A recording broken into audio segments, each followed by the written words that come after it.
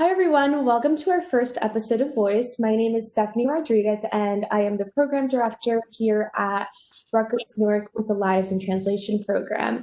Voice was created during COVID pandemic lockdown and with the intent to bring people together while being apart. Voice is part of the Lives in Translation program within the Spanish and Portuguese department here at Rutgers-Newark.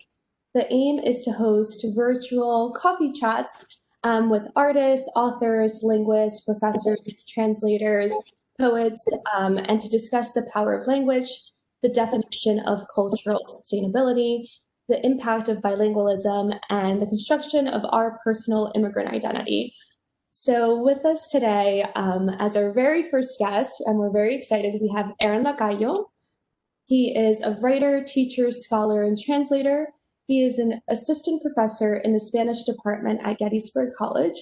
He holds a PhD in Spanish and Latin American literature with a concentration in cinema studies from Rutgers University.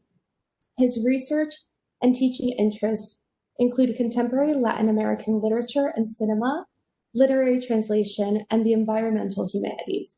He's currently at work on a book that explores the intersections of ecology, politics, and violence in contemporary Central American cinema. Another current project consists of various pedagogical approaches in film, in particular short films, in the undergraduate classroom. He has published articles about contemporary cinema, poetry, and translation. He has also translated the Salvadorian novela La han despedido de nuevo, They Have Fired Her Again, by Claudia Hernandez and Gordon Mata Clark's visual poetry, art cards, fichas de arte, both by Sangria Publishers. He was born in Nicaragua, raised in Los Angeles, and he lives currently in New York City. Welcome. Thank you so much for being here today. Thank you very much, Stephanie. Thank you for having me. And thank you to Rutgers-Newark for providing the space for us to chat and get together. Absolutely. We're so excited to do this. And as I said, it was a thought that we were thinking, especially with Rutgers in Newark, since it is a mainly commuter campus, having these virtual events for students just seems really important during this time, that they feel a sort of connection to their professors and to other faculty members. So thank you so much for doing this. No, definitely. Thank you. And, congrats with the series. And I look forward to the future talks. Oh, thank you. Yeah, I'm really excited about it. So yeah, that being said, how has it been lecturing remotely during all of this? How is that going? Yeah, fortunately, it's been going well. It could always be worse. And then, especially hearing like horror stories about, transitioning and switching. But fortunately, I think it's been okay. It's with now starting the semester, with the last 2 months that I was able to switch to remote when I was teaching in the spring. It didn't seem to be such a big rude awakening. And I think like when I switched to Zoom with my classes last semester, they kind of transitioned well. And I think I had one student saying like, "Oh, we're doing the same things. Aren't we doing the same things that we did like in class, only that we're now just doing it like on the screen?" Oh. Like, oh, okay, that's a good way of seeing it. It's like a positive. I'll take that as a positive. That it's Absolutely. It's great that they're also feeling that from the start, and there isn't really that big of a learning curve. Exactly right. Especially since there's a lot of discussion and pedagogy about even just the idea of switching, that you're not just that you're switching to like an online platform, that it's not just like replicating everything that you did in person, right? Or that it's emergency teaching, all these kind of like different categories and terms. And you're like, so when you hear like students saying like, "Oh, I didn't feel that much of an abrupt shift, even though we're virtual," it felt good to hear at least like that from that one opinion. That's so nice. Yeah, one thing I definitely heard from students, which was nice to hear, especially when lockdown began, it was the thing of having something to look forward to, since we were all just going from one pair of sweatpants to another pair of sweatpants, one part of the house to the other. So it was nice. And I just remember the first 10 to 15 minutes of class being like, "How are you this week?" And it was a nice check-in point too. Definitely. Yeah. And I think it's like, right, that kind of, what is it, like that peek into their like personal lives that you're used to seeing them like in their classrooms, the clothes that they wear, and in college on campus. And then you're seeing them like in their apartments, or like their parents' house, or like some of them would be like in the backyard, depending on the weather. So it was interesting, these different physical spaces. Like, oh, that's where your home is. So Yeah, it is nice. It gives more of a even, I don't know, just more of a natural, oh, we're all humans here. We're all just going through this. we're all wearing sweatpants, right? Exactly. Right. I have no shoes on right now. So yeah, that being said, let's dive into your current role at Gettysburg. So I know you discussed with me that it started through a postdoc and you were awarded a Mellon Fellowship of Scholars in the Humanities, and its initiative was to diversify the university. So if you can go into that a little bit. Sure. So I'm now in my second year of the tenure track that I'm starting. So officially the second year, though it feels that I've been there longer. I think it's actually my fourth year physically on campus. I first started at Gettysburg as a visiting lecturer. Mhm. So I was ABD. I hadn't finished my dissertation yet. I was on the process of defending, and then I defended. It led me to a postdoc, and then from there, then it became like then I started like the tenure track the year after. So it seems that I've been there like longer, but every year it's been in a different capacity, in a different position name. So sometimes I'll have with colleagues saying like, aren't you going up for tenure now or something? Or I'm like, oh no, it's just like the next year or something for the track. But luckily, yeah, with Gettysburg, they received a grant from the Mellon Foundation.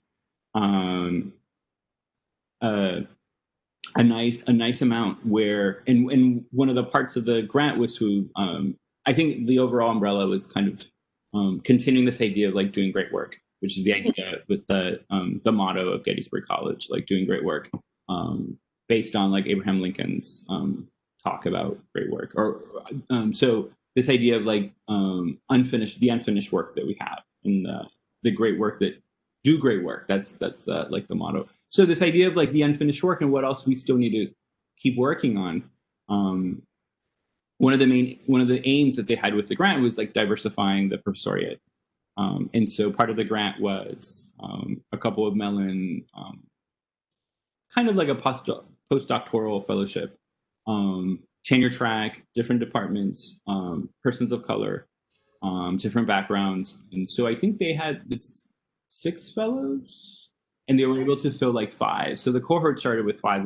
We all started at the same time with that first 1 year of the postdoc, and then which would then transition into like the tenure track. So I believe there's still actually one fellow position to be filled. So it's 2 in the English department, 1 in philosophy, and 1 in Asian studies, Japanese studies, and 1 with Spanish with me. So yeah, I think it's interesting. It's nice to know that there's that one extra fellow to join our cohort at some point. Absolutely. That's amazing that they're having that role and they've lined that up so well. Right. And so I was very fortunate to receive that, and with a reduced teaching load. Normally Gettysburg is for the tenure track it's on a 3-2, so you teach 3 courses one semester and 2 courses the next. Mm-hmm. It's usually 5 courses per year, but the postdoc is a 1-1, so which was very nice. Teaching, you were able to like design a course and focus yourself with a small course with a small number of students. 1 course in the fall and 1 course in the spring to give you a chance to get settled, transition. If there's other scholarship that you're still working on, or you're finishing a publication, or if you're working on other activities. So that really helped, and I was quite fortunate that I was able to get that. And are you now doing 3-2, so this semester? Yeah. So and it was. So originally when I went to Gettysburg, the lecturer position, and lecturer because since I didn't have my PhD yet, it wasn't a visiting assistant professor yet, called for a 3-3. So I did a 3-3 that 1 year. So then kind of dropping from a 3-3 to a 1-1 was a big, nice drop. And then, right. And then I went back, then I went up to like a 3-2. But by that time I I had already taught like a few number of courses with that in that year that I was visiting. So that on the one hand, it helped me to then continue and see, okay, what worked, what didn't, and when I teach it again a second time. But also the flexibility of then having the time during that one year to design a new course and teach that one. And then, That's amazing. And what course is that one? so yeah, so for that first year, I was able to design a course called After the War, Central American Contemporary Post-War Central American Literature and Cinema. A 300 level for designed for like upper class Spanish majors and minors. And it was about roughly like 50 literature and cinema. We would go back and forth between literary text and cinema, focusing on ways about how artists, filmmakers, writers kind of engage with these ideas and legacies of the Civil War through their. And we did a couple of different genres, like we did some short novels, poetry, personal essays. So that was kind of the kind of the pilot course that I was able to design and teach one of those semesters during the fellowship, and I enjoyed it. I think it went well. It was 15 students, and being mostly majors and minors, right, and having them taken already a lot of upper level literature courses in some film, right. It was very engaging, and twice a week, which are usually like the upper level. That's so great. Sorry. And I know that you're also you had mentioned that you are co-faculty advisor for LASA, so Latin American Student Association, for about 2 years now. So if you can just share a little bit about that experience and how you're able to mentor students. Sure. Yeah, so I've been co-advisor to LASA, Latin American Student Association. And actually it just started with a professor going on sabbatical and then having needing someone to take over. And it just sort of kind of happened like in a conversation. I mean, I'd been involved with them with like attending their meetings and attending some of their professor talks. Because then you have, I'm in the Spanish department at Gettysburg College, but there's also Latin American LACLS department, Latin American Caribbean Latino Studies. So a lot of the students in LASA would be Spanish majors or minors, or combined LACLS majors and minors. So I had some of them in my classes before, or I'd seen them in some meetings, right, because of like the overlap. And the LACLS program runs like a Latin American series where they invite like 3 professors per semester to come and talk, invited professors from other colleges to come and talk about their research. So I had engaged and interacted with the students before, but not like in an advisor role. So I did take over that, and I enjoyed it. It was, I remember my colleague telling me how it gives you like a great chance to see how students work in leadership positions, and it's pretty much student run. You work as an advisor, and you're there when they need you, but they're running their own agenda with their meetings. So we'd have like a faculty, like an executive council meeting one week, and then the other week, the members of LASA would have their own meeting, which normally, like I, as an advisor, wouldn't normally join. So they'd come up with a couple of activities during the semester, and as I mentioned, like invited speakers, or having someone share something in class, like a speaker in one of the classes. At the end of every semester, they would have like a LASA dinner, which would be great. Professors with their families, with the students, kind of like a raffle, like buying tickets, having some sort of like raffle system. That's incredible. Yeah, and that'd be great. And it happened like every semester they'd get together and chat. And then at the beginning of the semester, there'd be like there's something that Gettysburg College tandem with the community does, which was Salsa on the Square. The square being the actual historic downtown where the Gettysburg Hotel is. And it's incredible. Like one weekend in September, it would the community would open up, and then Salsa on the Square, but then different kind of Spanish, Latin American bands, different kinds of music, food stands. And the students from LASA with other clubs would be involved in that as well, like working the booths. So that's like two big events that stand out. And basically, yeah, advising advising informally when, in terms of faculty support or alliances that they do with other organizations, with other clubs. So I've been doing that for the past 2 years in a co-advisor position with another professor in biology. That's amazing. That's so wonderful to even have a program like that where students are able to, one, go into culture, go into food culture, actually have exposure. That's so wonderful. And with that, have there been any projects that you have designed with through that program, or any events too? Um, well, with LASA, since it's mostly student run, so those are the two. The dinner event is one of the main ones that they do on their own. I'm so advising LASA on the one hand, and then last year I joined the executive faculty committee for the LACLS program, which, as I mentioned, right, this overlap. So with them, I've been involved in the sense of right with the invited faculty speaker series. So with them, I did participate in doing a public lecture through the LACLS program, and actually that was in February, in the spring semester, where I presented my since I'm 3 professors are invited usually on a semester, Right. so I was one of the presenters for that series, and I presented my current work, which is on using how to teach short films in the undergraduate classroom in regards with film or Central America. So my presentation was about that. Fortunately, it went very well. It was a lot of students were able to join, but it was the first series of the 3, and unfortunately, we had to cancel the rest because of the university shutting down. But I was fortunate to have had to have presented that last semester. Oh, absolutely. Just give them a little snip and then they'll come back for more. Yeah. So that's, yeah. And then in terms of like future, I would like to do and I was thinking of this when I taught that class on Central America, like a Central America film night,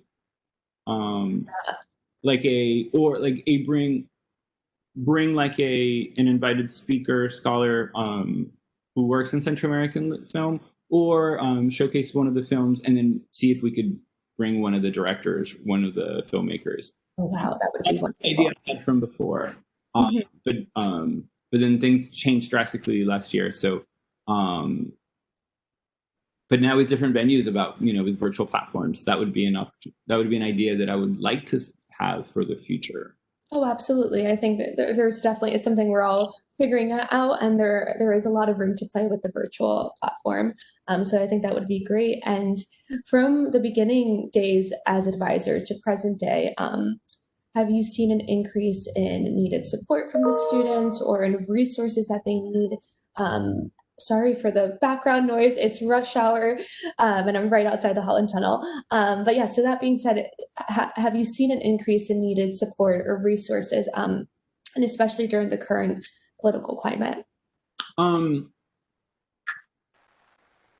Yes, I have. It's always, I think it's interesting because it's always a bit hard to gauge, because you're always on the one hand you have like these kind of structures from like the university, or like in terms of the college, with different offices that work in tandem in relation to like Office of Multicultural Engagement, international students, like an office for international students, so which provide their own services. And since with COVID, with schools shutting in March, the faculty have been involved in a lot of different workshops and trainings sponsored by them officially, right, through their so we did have like a series of workshops all through the summer about how to engage with the students, what better services that we could offer to them as advisors, as professors. So we have had that. On the one hand, we also have, as professors, we're also advisors to, right? Each professor has a certain number of students that we advise. Spanish majors, in my case, Spanish majors and minors, and also first years. Because I've now officially started my first year of like official advising. So I mentioned in the sense of, so that kind of more in the institution part, but then you have this seeing what services help we can assist for our own advisees coming from like the personal route. Like, so I mean like students that have reached out to me personally as advisees, as students, those situations. In certain situations too, we share advisees with other professors if they're double majoring, if they're double minoring. So in certain situations, there have been students that have reached out to another advisor, another professor, and we share the advisee. So we're aware of the situation as well. And so with my college, the college opened up but because of issues of dedensification and virus cases, it just closed last week. Right. So a lot of students had to be sent home. Then they kept a reduced number of students. So I know the college was in the process of bringing a lot of outreach and engagement in person. Absolutely. I'm sure it's extremely which they have to switch to, okay, how can we continue supporting virtually when the students are now in there at home? And I mention it because it just happened actually this past weekend. Yeah, no, of course. I think it's so tough, and there's so many universities and colleges going through that at the moment. Right. And it's, how to support from afar and still feel that connection. Yeah. Right. So I just mention it because we've been paused this week, and then classes will resume again next week, which we'll kind of revisit and see how our students are doing, how our advisors are doing. We've been reaching out to them this week, but it'll be the first time since most of them have been back home. Yeah. Yeah, that's definitely a lot to take on for their first semester back post already lockdown, and everyone's hoping to come back and for everything to be up and running again. And here we are. Right. But yeah, I guess that is the current climate.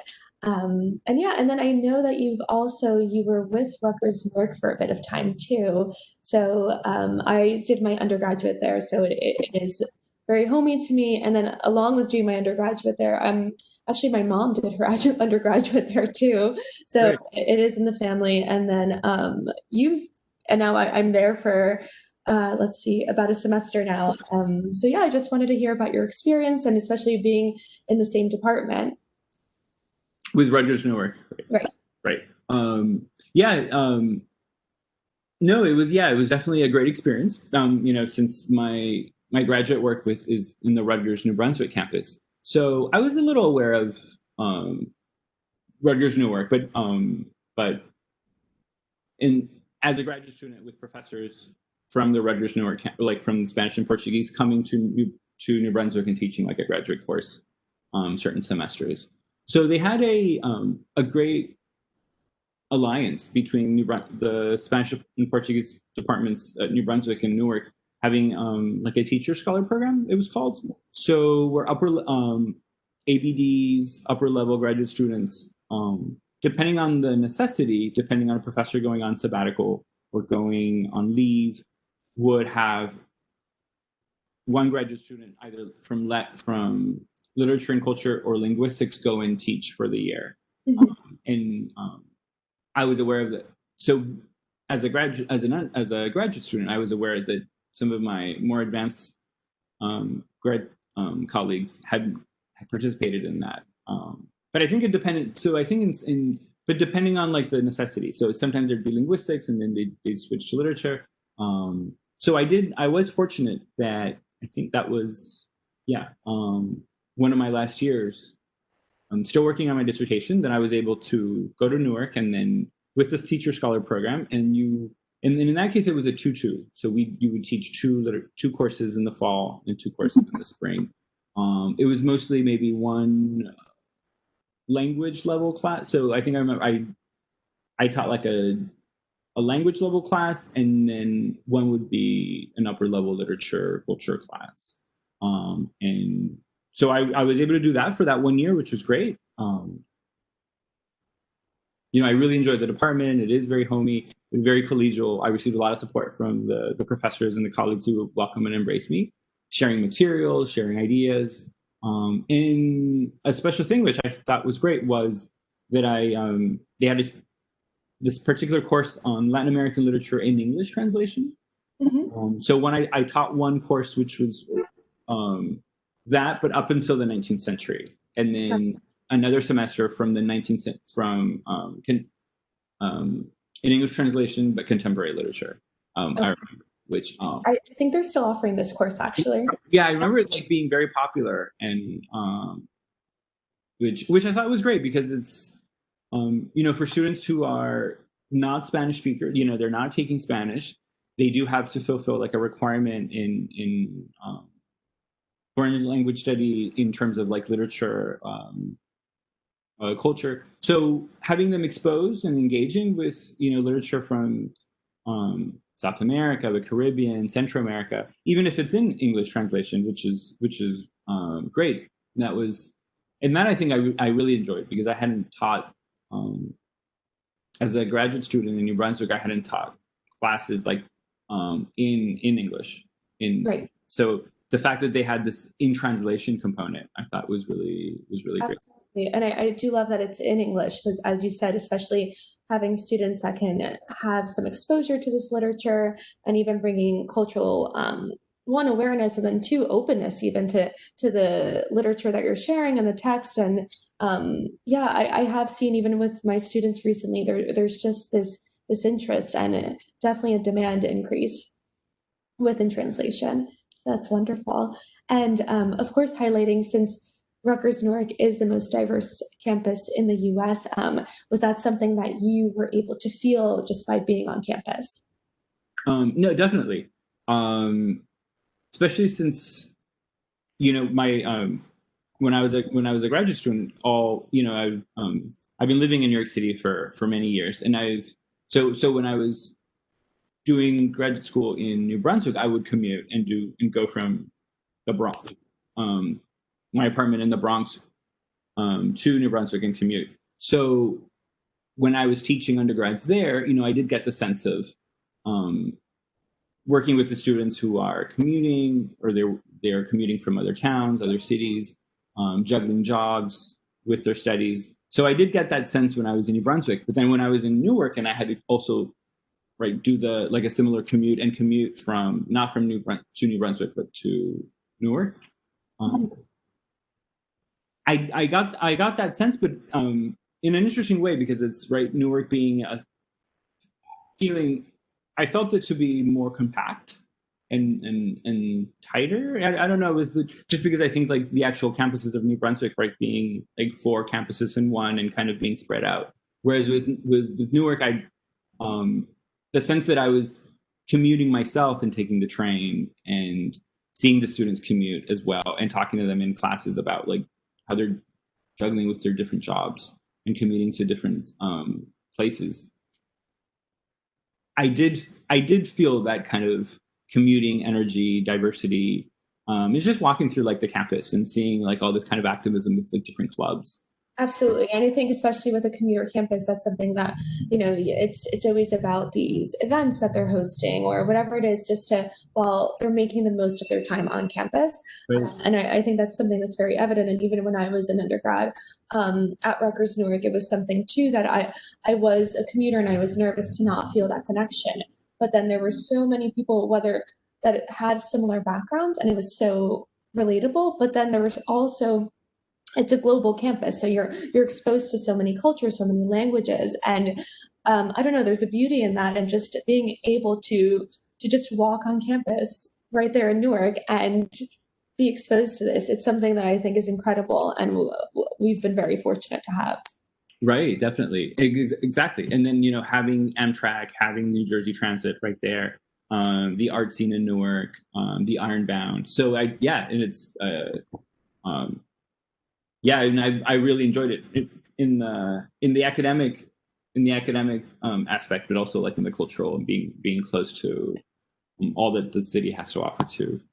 Absolutely, absolutely. And then going into your dissertation a little bit, it's very interesting. And again, however much you would like to dive into it, but so your dissertation titled "Every Place is Sad: Ecologies of Violence and Biopolitical paradigms in contemporary Central America.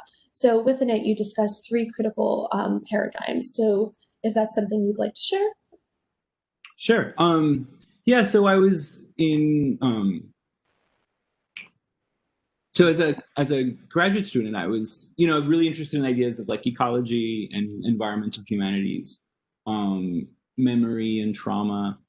So then when I focused on this idea of continuing to think about these terms, but in the Central American context, and then the dissertation became, how contemporary Central American cinema, especially after the Civil War, so after the 1990s. And so with this idea of like, so I was thinking along these ideas of like ecologies of violence, biopolitical paradigms, right? There's a lot of emphasis in Central American studies with ideas of testimonio and memoir and confessional genres in terms of like legacies of war and violence. So I was thinking in terms of like the visual image with like visual with cinema, how do filmmakers, so kind of not focusing on literature, so focusing on how does film kind of confront these legacies of trauma, these traumas of legacies of war and violence through like an ecological aspect. Because a lot of the films that I was seeing like there's these issues about the breakdown of the environment, like physical degradation, access to water, the problem of trash in Latin America, and the problem of trash and garbage, toxic landfills. So I kept seeing like these elements in different films that I'd see with different filmmakers. So I started seeing these kind of patterns. So then the dissertation became these three main like axes. So on the first hand, the first chapter deal, and it's mostly cinema from Guatemala, Nicaragua, and El Salvador, mostly. So the first chapter is one director, Julio Hernandez Cordon, Guatemalan Mexican. Now he's done other films, but before he was doing his films mostly in Guatemala. So two of his films, Gasolina en Polvo, Gasoline and Dust, and this kind of idea of these protagonists that have these problems with, they suffer from asthma, migraines, respiratory problems. So the first chapter deals with these two films in relations of this logic of autoimmunity. That's where I'll talk a little bit about this, Derrida's idea of political autoimmunity, about kind of regulating yourself from outer forces, right? And this idea of like you can't find an enemy inside, from the outside, you find enemies within. So from that political idea of autoimmunity to then how does this idea of autoimmunity work in terms of legacies of civil war? And those two films deal with some issues about indigenous characters. So dealing with the disappeared, dealing with parents who died in the war. So it comes down with this idea of the problem to breathe. So that first chapter focuses on that, like how these kind of narratives of illness, not breathing, having headaches, having trouble remembering the past, related to these ideas of like physical embodiment, right? Like the body feels these certain traumas, these certain like memories, kind of like maybe in terms of like ecological trauma, right? Considering since the Civil Wars physically ravaged the countries as well, and animals, ancestral lands. So that was the first chapter with the idea of this of autoimmunity and respiratory problems. And then the second one, then I switched to this idea of geography and movement, with films that dealt with migration. So one film is El Camino by Ishtar Yassin, Iraqi Costa Rican, but so regional migration, about two children going from Nicaragua to Costa Rica to locate their mother. So this idea of this regional southern migration, right. Because of the relationship between Costa Rica and Nicaragua, a lot of Nicaraguans migrating to Costa Rica during the war or after. So I dealt with that, this idea of, and then the second one, La Jaula de Oro, like the Golden Cage, this larger migration of a northern migration to to the north through Mexico to the United States. And now, so the second one deals more with this idea of the political role of the subject, immigrant rights, what happens when your rights are suspended, these ideas of like borders and immigration. That's what the second chapter dealt with, and then the third one was continuing, right? And then these axes, but they're all kind of always overlapping as well, right? Involving humans and other animals and toxic chemicals and land. And the third one was focusing more primarily on human-animal relationships. Right. So two films dealing with documentary and fiction dealing with how humans interact with other animals as pets, as meat, as issues of market. So this kind of animal precarity, this kind of precariousness, the kind of the human-animal spectrum divide, all kind of in light of these issues of violence and this kind of official civil war that didn't really end but continued in Central America, and that we still see now. Absolutely. Even so, present day in Guatemala with COVID, and just whether it's with food or not having to lack of transportation, indigenous communities are insanely affected at the moment. Yeah, absolutely. Oh no. Oh, sorry. Go ahead. I was just going to say that. Yeah. So that's. But then it's interesting though, because this is hoping to turn into a book is, but it's so interesting because these were the conversations that I was having pre-COVID, right? And so these biopolitical paradigms, and then thinking of COVID-19 as being another biopolitical paradigm, right, that we have to reckon with now. So in terms of modifying the research or repositioning it as a book, right, it has to now acknowledge and address the current situation that we're in as well, which is another paradigm as well that involves all of these factors. And one thing that you said that was fascinating about trauma, and I'm wondering, so like, please correct me if I'm wrong, but are you referencing genetic trauma in terms of, for example, it coming to children through their parents in terms of migration? So one of the chapters does touch a little bit on that. Right. Because in one of the films, the first film with Gasolina en Polvo and Dust, he is an indigenous. The protagonist is indigenous, and his father disappears from the war.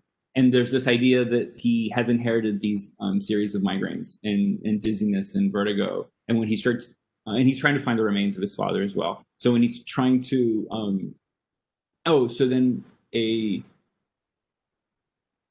documentary filmmaker is trying to make a film about him and his search for his father. So it's interesting because the film kind of shuts down. It's kind of like the film within the film, because he agrees to make the film, but then when he starts thinking about his father and narrating experiences, then that's when his headaches start kicking in, right. and he gets dizzy. So it's so it does touch on these issues about how the body tries to remember and having trouble acknowledging it and coming out in physical situations. Yeah, so it has a little bit some of that. But for example, I in some of my classes I teach in one of my larger wider literature courses or film courses. I teach like La Teta Asustada, when I think in English the translation is The Milk of Sorrow, but that's more like in the Peruvian context in the 80s and the 90s in Peru, where the protagonist is a young indigenous woman whose mother was raped while she was pregnant with her, and this idea of kind of inheriting the traumatized milk, for example. So there's like some parallels to that film that I do mention a little bit in my chapter in relation to Peruvian cinema with Guatemalan. now that you mentioned was this idea of like trauma and body. Oh, absolutely. And then even with migration, whether it's from your parents or from you, there is that cultural bereavement, and that you go through a grievance process, and there's the 1 to 2 month period that would be seemed acceptable, but then if it passes that,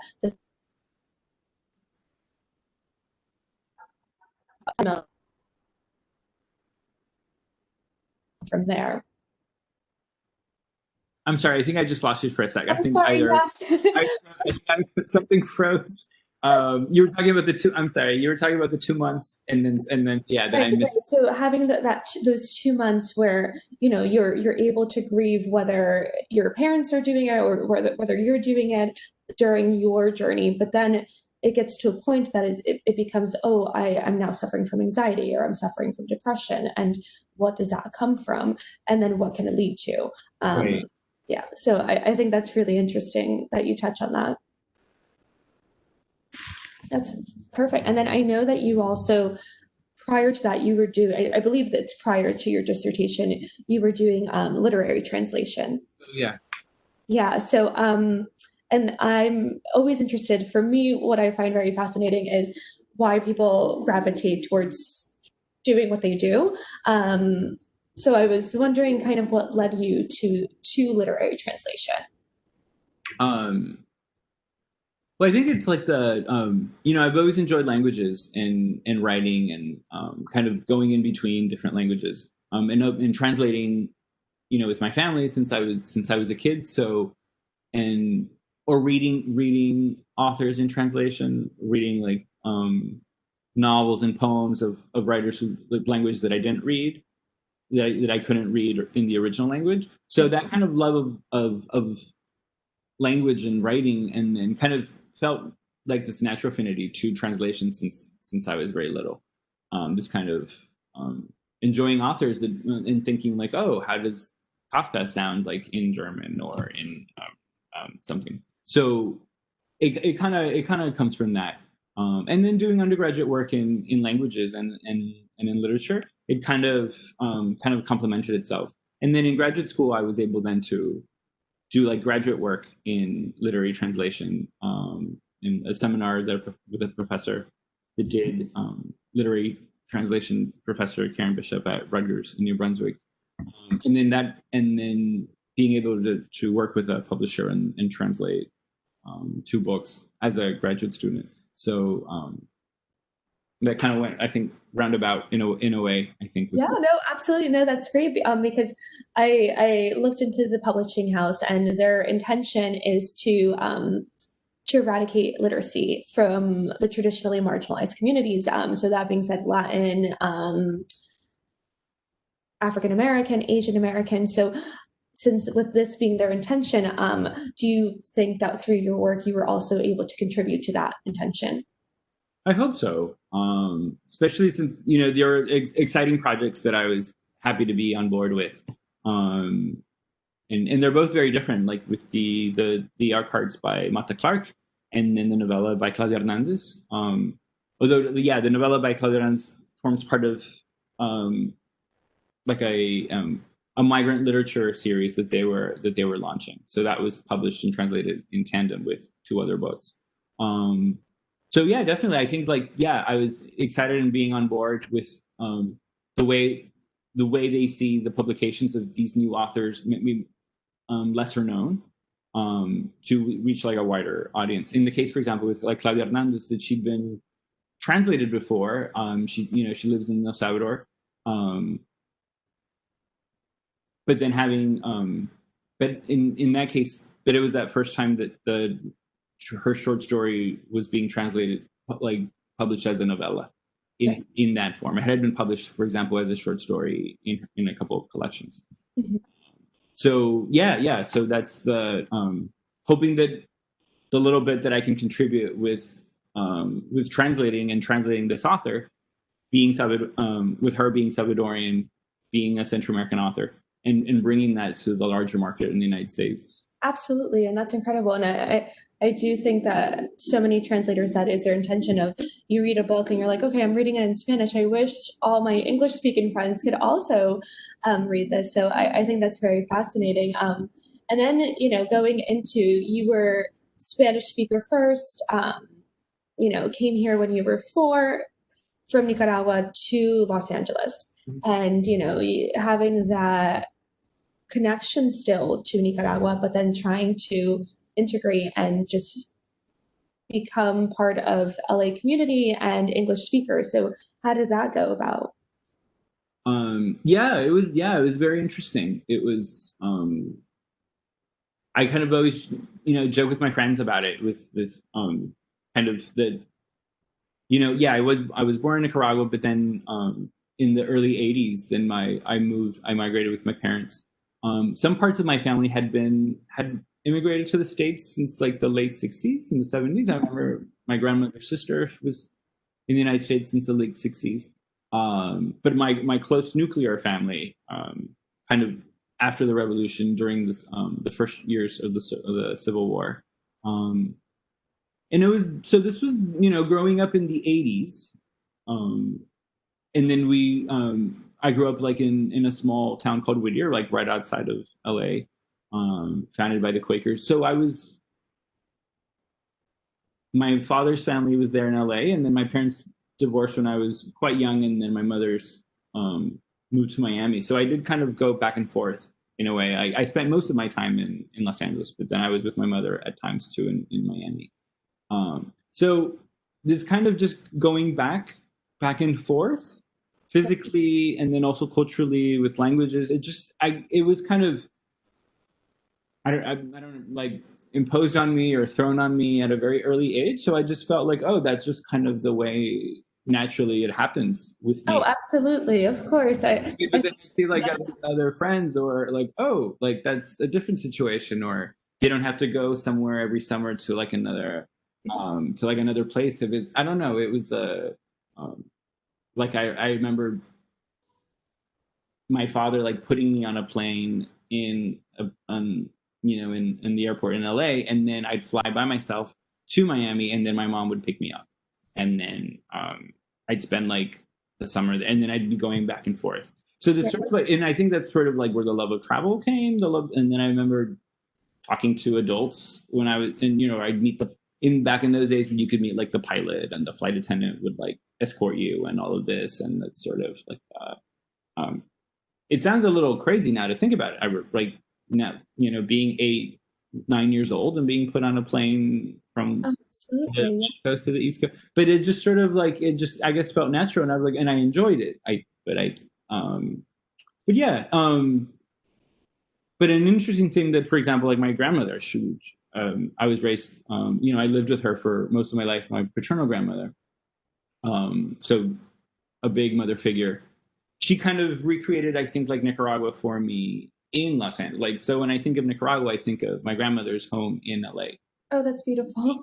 Just because it was like, I grew up speaking Spanish with her. She didn't speak English. I grew up eating Nicaraguan food. So within that kind of milieu, I was, raised raised Nicaraguan in the 80s. Also going to school, and then being aware of all the cultures and other students from Mexico and students from Central America.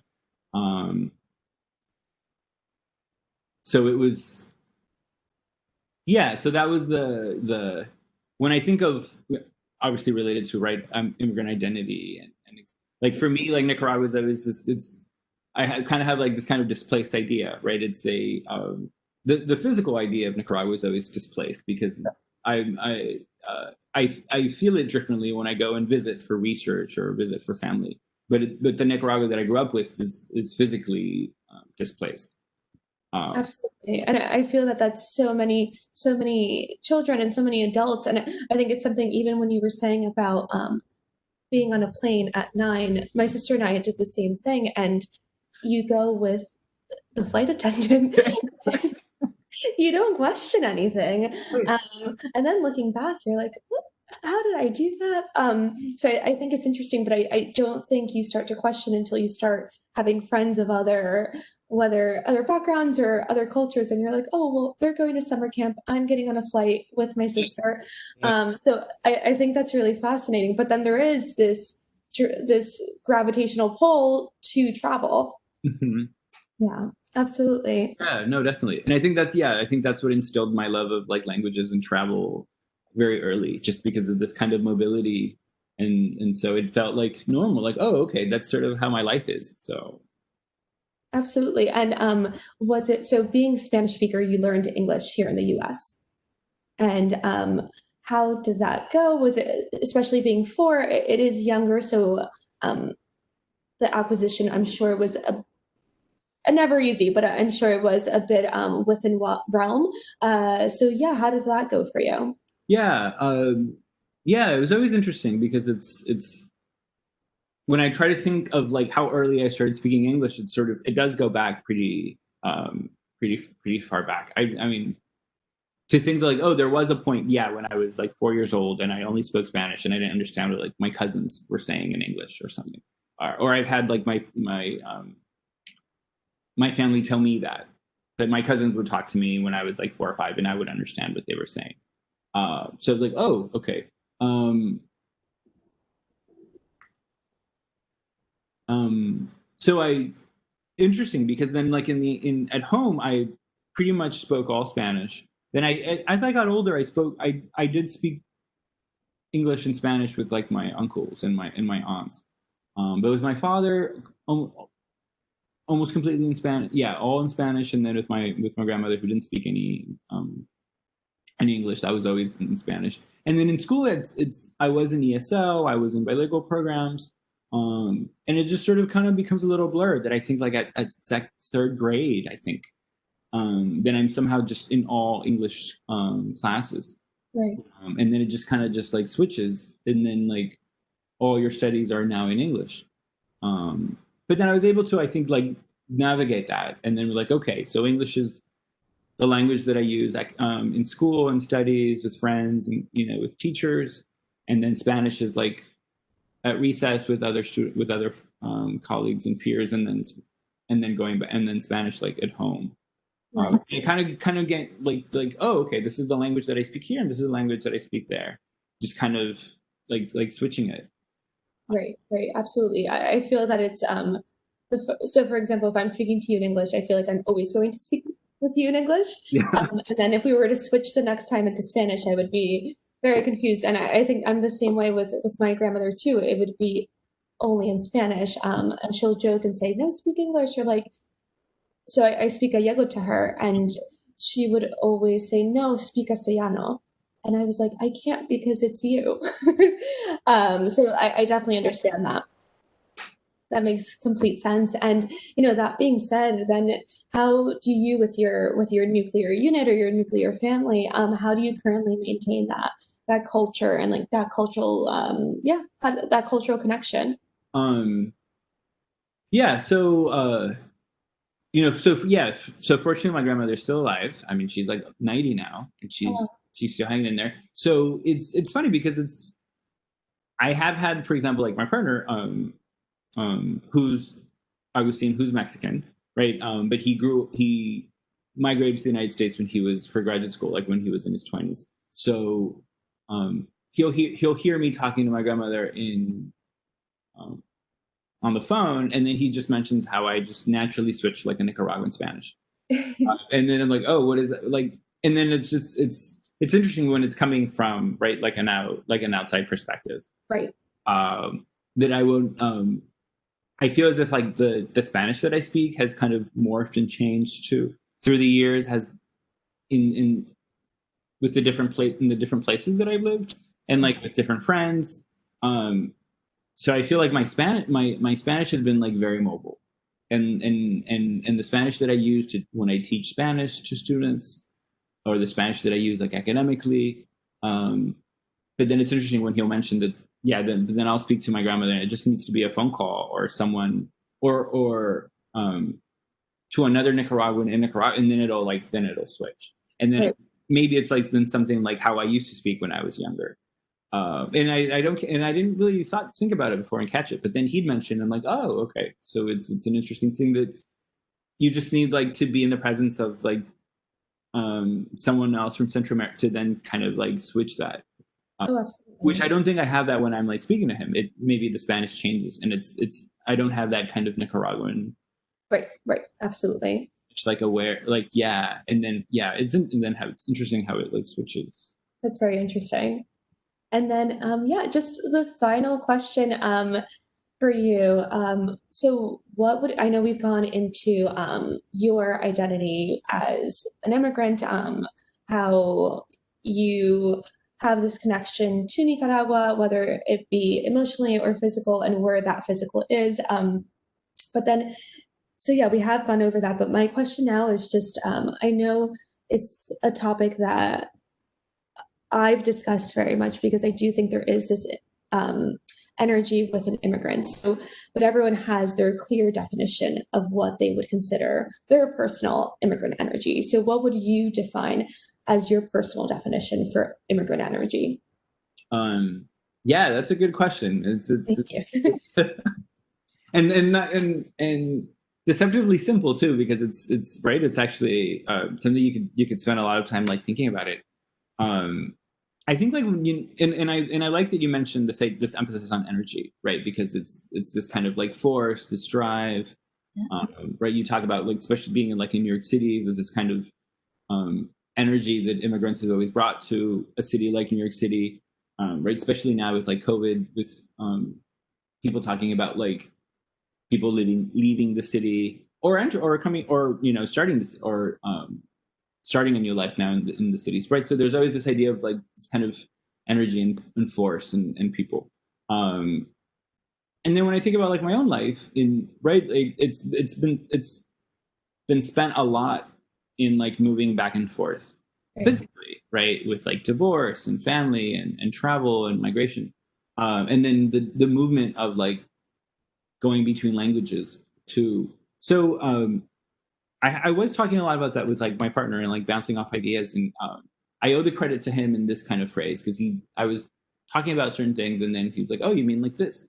And then he came up with this idea of like productive instability, and he I said love like, the idea of like the um, this kind of you're like on the move and you're always changing and moving, and very a lot of times you're kind of not properly matched with the place that you're at, right? Or maybe where I think of like me growing up in LA or going to New York for undergraduate or living somewhere else. Sometimes you're like never properly matched with the place, or you think you don't match, and then you it. kind of find this space to kind of fit in and adapt.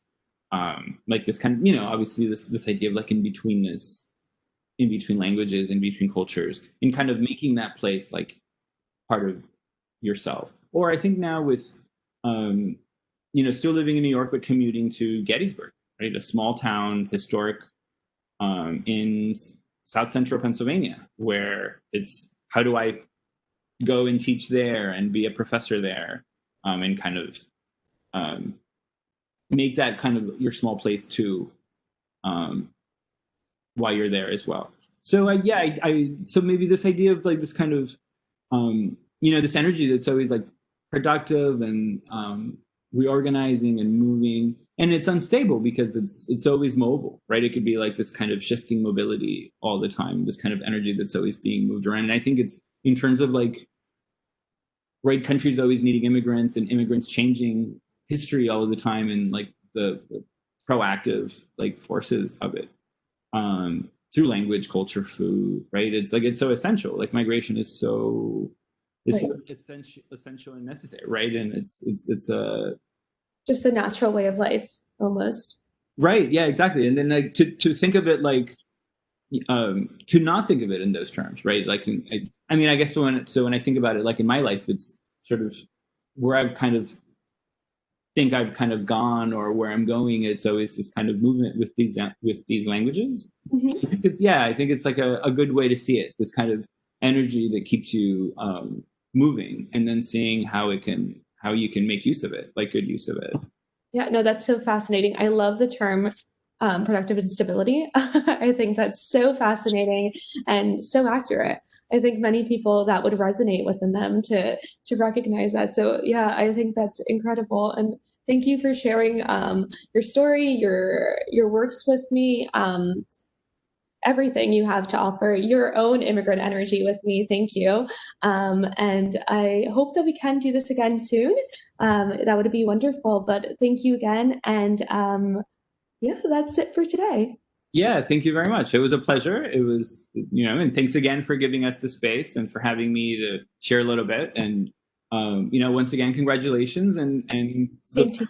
good luck in the future with this. Same to you. Same to you. Best of luck this semester, whatever it brings or doesn't bring. Best of luck. And yeah, we will see each other around. That's for sure. Hey, you as well. Good luck with everything too. All right. Take care. Bye-bye. Bye.